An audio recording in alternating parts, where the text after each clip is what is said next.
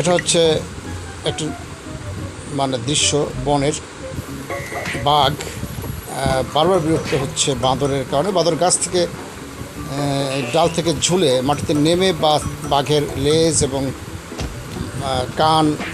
কানে খোঁচা মেরে আবার নিরাপদ দূরত্বে চলে It is যাচ্ছে। a forest scene. A monkey can be seen harassing the tiger. Tongue down in এটার সঙ্গে time আপনারা to poke বাংলাদেশের the tiger's tail and ears. পারেন। আমি কাউকে ছোট করছি না, আমি বলতে চাচ্ছি না যে বিরোধী দল হচ্ছে বাঁদর এবং সরকার বা রাষ্ট্র হচ্ছে বাঘ।